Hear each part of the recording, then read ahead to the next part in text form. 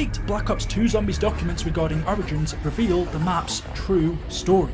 Details that we didn't know until now, along with Treyarch's original plans to replace Primus, Takeo, Nikolai and Dempsey with their fathers. We now finally know the true meaning behind the crypt, these stones with the weird engravings on them, and the statues buried underneath the mound of our 4 heroes. All of this has been a mystery to us for over 10 years, and now thanks to these internal documents by Treyarch, we have the true storyline. So getting straight into it, because there's a lot to look at here. Most of these documents, it seems, were written around March of 2013, which was just a few months before the map released. If you stay up to date with stuff like this, such as leaks and rumours, you might know that Origins was originally supposed to be called Le Tomb, or The Tomb, which funnily enough is a map that we've recently gotten in Black Ops 6, but it was supposed to be the original name for Origins. The Zombies map, give or take, usually takes about 3 months to make, so during this time it was definitely a work in progress, and it's interesting to see how drastic the story in Origins changed in just a short amount of time. So take a look at this. These developer documents are from March the 11th, 2013, which say about the characters on the map: the hero characters in DLC 4 Le Tomb will be the fathers of the characters established in COD World at War Zombies. They'll all have the same nationalities, except for Dempsey's father, who will be from Scotland and feature a Scottish accent. So the 4 characters they intended us to play as were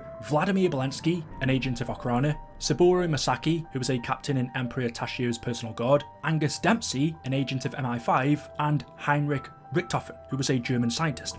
All 4 of them were supposed to be the fathers of the characters we know: Edward, Tank, Nikolai and Takeo. For the intro to the map, they planned to feature the fathers and the World at War characters as children. The fathers would be telling their children harrowing stories of World War I, which we would learn after playing is nothing but a tall tale, a big fish exaggeration. Or is it? From that you can see where the inspiration for the actual Origins ending of the 2 children, Samantha and Eddie, in the house with Dr. Monty, playing with their toys, came from. Right? Eddie literally says to Samantha, "I wish the heroes in our stories were real." And we have Treyarch saying here, originally they planned for the fathers of our characters to tell the children tales of their adventures in World War I, but it was all exaggerated.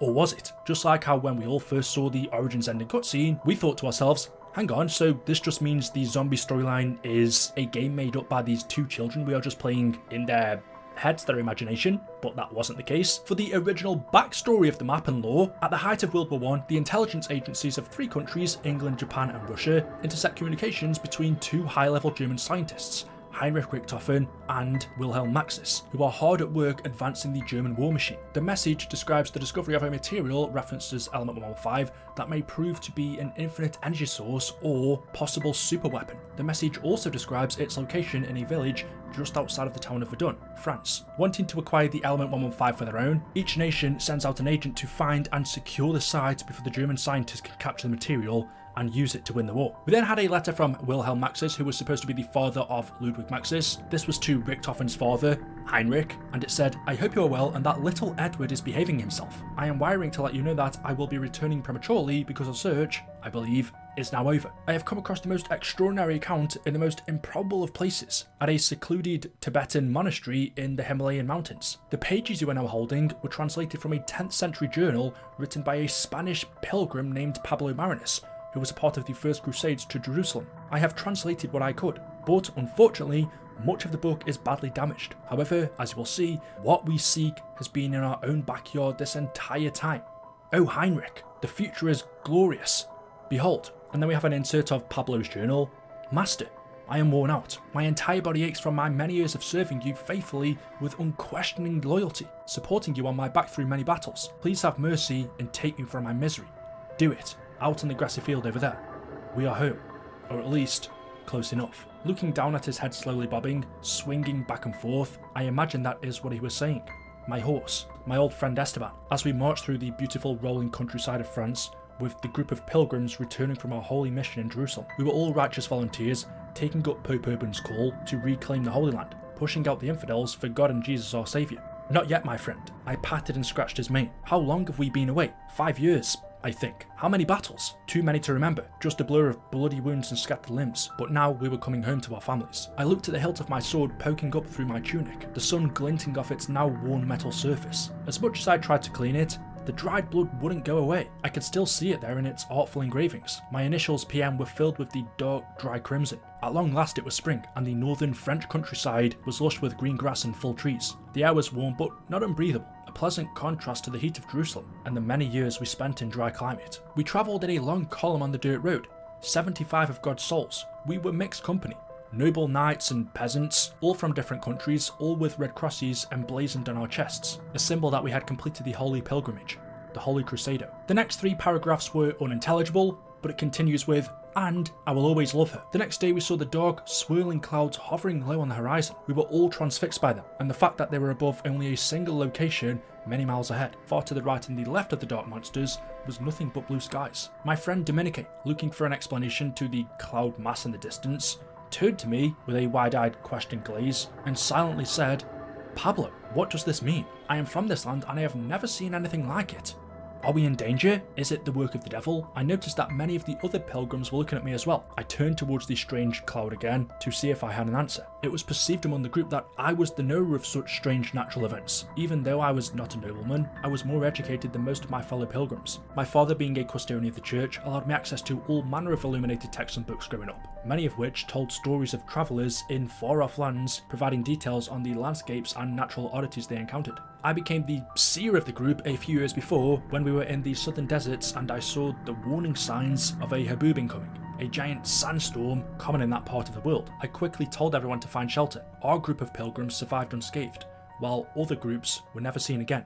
From that day on, the group looked to me for guidance in such matters. Turning away from the foreboding mass ahead to face Dominique and the other pilgrims, I simply shrugged and said, "I don't know what it is." A synchronized grumble of displeasure came from the entire group, and their eyes told me that they were most disappointed with my answer. Frightened, one of the pilgrims then shouted, "We should go around. That was a mistake."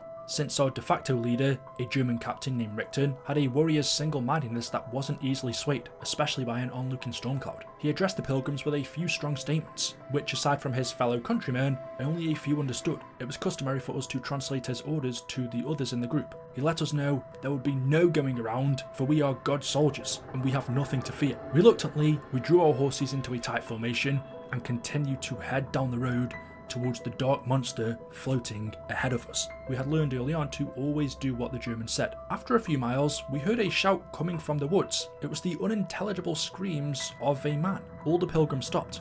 He was getting closer. Then, 100 yards to our right, the man emerged from the woods half naked, his body dirty and blackened as if burned. The captain, Dominique, quickly dismounted to head him off. They ran 20 feet forwards, establishing a clear protective line, each with their hands on the hilt of their swords, ready to act if the stranger proved to be a threat. Captain Richten shouted to the man in German to stay back, but the wild man kept screaming, staggering this way and that. He was either unaware of us, or more likely, didn't speak German. The captain nodded to Dominique to translate his orders. Dom obliged and hollered at the man in French. "Stay where you are, we don't want to hurt you. Don't come any closer." It definitely sounded friendlier when spoken by Dom and his native French. The man suddenly stopped in his tracks. His crazed eyes scanned the line of pilgrims, trying to make sense of our presence. He then uttered a single phrase in a whispered voice. "Le tombe." Then he fell to the ground dead. I knew a little French and I translated the phrase in my head.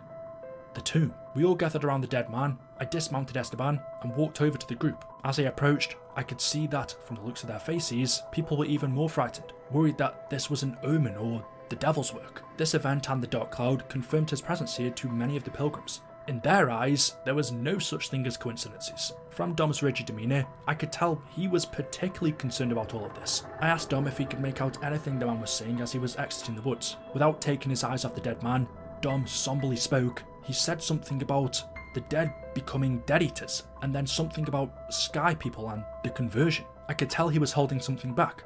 Was there anything else? Dom briefly paused before replying. He mentioned something about his cow. I disregarded that last piece of information and moved closer to look at the dead man. As we all stood over the crazy man's body, I noticed how strange his wounds were. I had never seen such sword cuts. The skin around the wounds were blistered and raised as if the sword that had infected them was emitting fire. Also, we could see his vessels were black all over his body and pushing up to the surface of his skin. I had seen something similar once before in Egypt at camps. It then says the next 2 paragraphs are unintelligible. Her name was Samantha. The next 3 sentences are then unintelligible. Heinrich, pay close attention in this next section to the description of the stone. We are close, my friend. It is as we thought. I noticed the man was clutching something in his hand. I bent down and pried open his surprisingly rigid fingers. Usually it would take a couple of hours for the body to become this rigid. It was a small bluish rock with tiny flake-like crystals scattered on its surface. It was somehow pleasant to hold and had an immediate calming effect.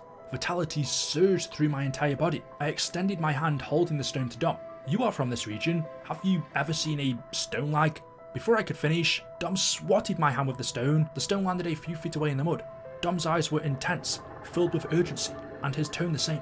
We must go back. This place is cursed. That stone, I have heard stories of such colorized sparkling stones showing up in the villages. Whenever they do, all the people disappear. Only a few dismembered bodies are left behind. Gnawed, as if some animal had been feet. Before Dom could finish, the dead man leapt up from the ground and lunged at me. I instinctually pivoted out of the way. The dead man kept moving forward, clasped Dom by his arms, and buried his teeth into his neck, ripping away a massive piece of flesh. The next 2 pages were then unintelligible, but it continues with, the dead eaters were everywhere as we approached the village. It was evident we were becoming increasingly surrounded, but this didn't dissuade Captain Rickton from ordering us to continue forward towards the village and exorcising its evil. After all, we were holy crusaders. Not only was he a devoutly religious man, but he was a skilled, competent warrior, never one to run from a fight, even if death seemed certain. Somehow, he always found a way to survive and lead us to victory. This last fact is what kept us all from fleeing the battle, and the fact that we were just as scared of the German captain as we were of this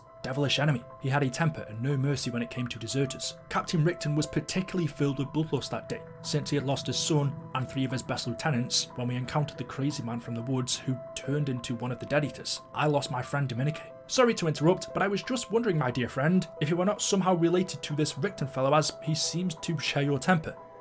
Now please continue, you were almost there. We pushed on with Captain Rickton leading the way, and finally reached the village, which was directly underneath the dark swirling cloud. The huts and structures were in flames. Just west of the village was a small mound. From our position, I could make out half a dozen monolithic stones equally spaced circling the top of the mound. Each was at least 30 foot high. The large stones had the same bluish sparkle as the stone I pulled from the dead man's hand, but these were glowing brightly. The light illuminated the entire area. Above the monoliths was a bright red saucer-shaped object. It was spinning rapidly and appeared to be supporting the columns of light coming from the stones. The saucer was sucking up smaller fragments of the mysterious rock. Small hand-sized pieces of these sparkling blue stones were floating up from an opening on top of the mound into the red object. I could see that all the Dead Eaters were coming from inside the tomb on top of the mound. They were swarming towards us. I heard someone yell, "It's the tomb!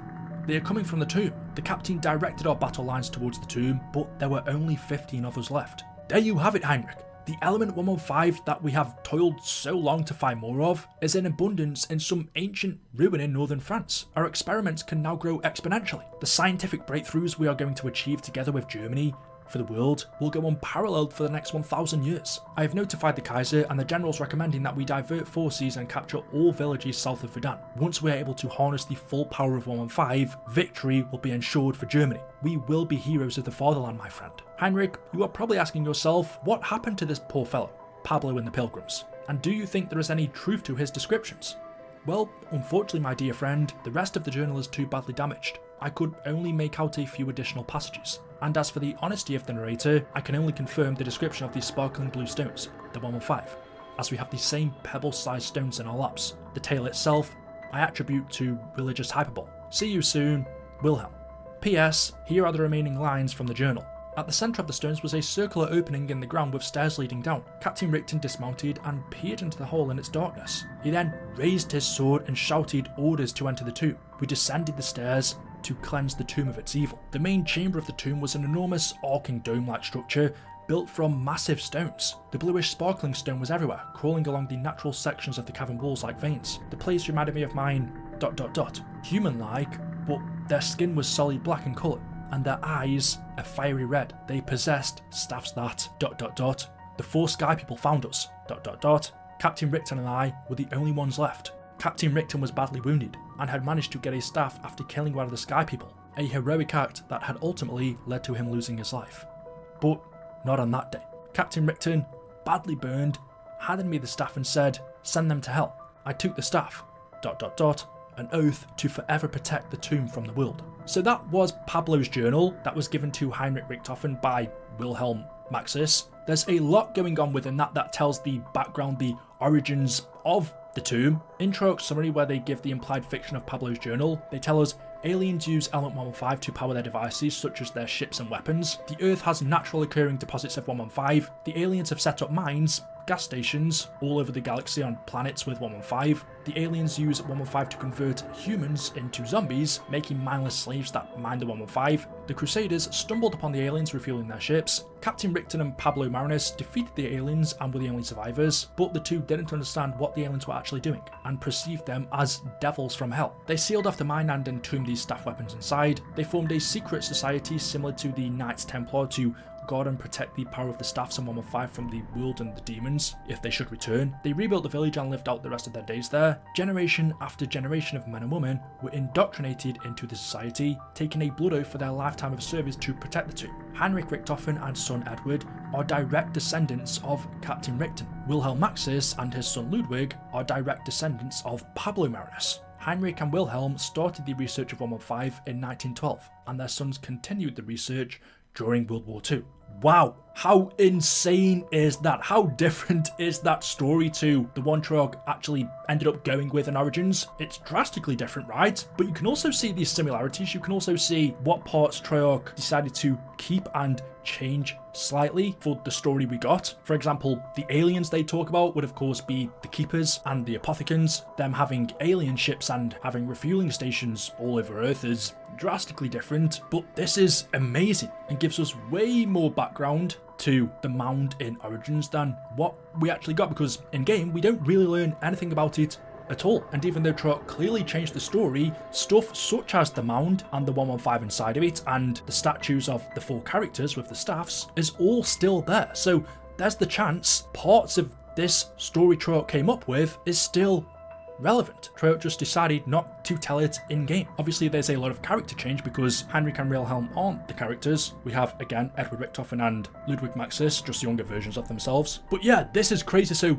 basically Pablo Marinus was a Templar knight, which we knew. On his way back from the Crusades in Jerusalem going through France, they saw a dark cloud in the sky swirling. The closer they got towards it, a person then came running out of the forest before dropping dead on the floor. They then continued on towards this swirling dark cloud, and as they got closer they noticed directly below it was a mound. On top of this mound were monolithic stones that contained element 115 within it, and then below this mound in a crypt were statues of these 4 characters holding elemental staffs. And then we also learn Heinrich Richthofen and his son Edward Richthofen were descendants of Captain Richthofen, one of the Templar Knights, and Wilhelm Maxis and his son Ludwig Maxis were descendants of Pablo Marinus, another Templar Knight. So yeah, that's insane. Moving on though, looking at some more of these documents regarding the tomb. This small section talks about how Heinrich designed the diesel drones, he designed the mech fighting suit, 3 German robots, and the fact that the world is changing because of a time rift, which is caused by the actions of our World at War characters in the future. That's pretty much what happens. And then a few weeks later, by March the 28th, it seems like Treyarch totally changed the story and went with what we have now. Regarding the map itself, we have a bit of information on it and their thought process behind it. They wrote, when the German soldiers began turning into zombies as a result of exposure to 115, many of the unaffected fell back into the buildings and barricaded themselves in, hoping to survive the onslaught of the undead. They did not survive. In regards to the crypts in the map, the crypt is actually an element 115 mine created by the ancients long before men ever walked upright. The ancients are a race of unknown origins. They mined and used element 115 to power their subterranean civilization. When humankind showed up in mass and began to settle in the area, the ancients used the special properties of 115 to convert humans to mindless zombie slaves to help them mine 115 and to keep the others from bothering them. The ancients remained clandestine in their movements throughout history, until a group of 10th century crusaders returning from the Holy Land stumbled upon them and the zombies. The crusaders were ultimately victorious, but did not understand what the ancients were and perceived them as devils from hell. They sealed off the mine and entombed the staff weapons inside. The stone walls in the crypt are covered with patterns like Gavrinis Island in France. These intricate patterns on the stones are used to channel the 115 energy, essentially allowing the stones to come to life and perform specific actions like machinery. So that finally explains, all these years later, these weird looking stones that we see in Origins and these patterns. Like I said, there is a chance that because this was still months before the map came out, the story changed behind them, but we never get an actual answer, and it seems like this was Treyarch's original reasoning for doing it, so we can only assume that's still the story behind them. The patterns on these stones in Origins were used to channel 115 energy, allowing the stones to come to life, and we even see in game when you go into the crazy place, the stones move. They continue to say this served many functions when the ancients were mining the 115. Instead of bringing machinery and other devices, they simply used the energy 115 properties of the 115 and configured the natural stones with a unique fingerprint pattern or circuit to perform a specific action. For example, if they needed a large stone to act as a door, they simply imprinted it with the correct pattern and empowered it with 115. Different configurations of fingerprint patterns on the stones allowed the 115 energy to perform different functions. And again, in Origins, these stones do act as doors in terms of portals, allowing us to teleport from the dig site in Origins to the crazy place. It's also interesting how Treyarch wrote, "We do not want to mention or see explicit references to the ancients in game, only suggest this backstory in very, very subtle ways. For example, the fingerprint patterns on the walls in the crypts." And what's so, I don't even know how to describe this, not annoying, but odd about this is, well, Treyarch say it here, if we didn't have these internal documents, there is absolutely no way you would ever know this. You could come up with theories, which is what we've done for years, but there's no way you would ever guess the actual meaning behind these patterns. Because as they say, Treyarch did not want any mention of the ancients and what they did in the map itself, only very subtle hints. Regarding the main chamber in the map, they said it was built by the ancients. The Germans began excavating the main chamber, but not by charging the chambers, as they were unable to access them. There are several levels of scaffolding circling the main chamber where the Germans used to inspect the details and patterns carved on the walls. There are 4 statues of Crusader Knights at the bottom of the main chamber. Their faces resemble our hero characters. Their hands appear to be holding something, but nothing is there. In front of each statue is a device created by Richtof and Maxis to craft the staffs. The player uses the device to craft the staffs. Once a staff is created using the device, it will appear in the hands of the statue behind the crafting device for the player to take. So there we go, the leaked Treyarch developer documents reveal a hidden story behind Origins and even show a totally different story that they had planned just weeks before they ended up changing it. But some of it seems like they kept. So there we go. Let me know your thoughts in the comment section below. As always, hopefully you've enjoyed the video today. If you have, drop a like rating. Make sure you are subscribed to stay up to date with latest content on the channel. Thank you all for watching, and I'll see you in the next one. Until then, goodbye. Yeah.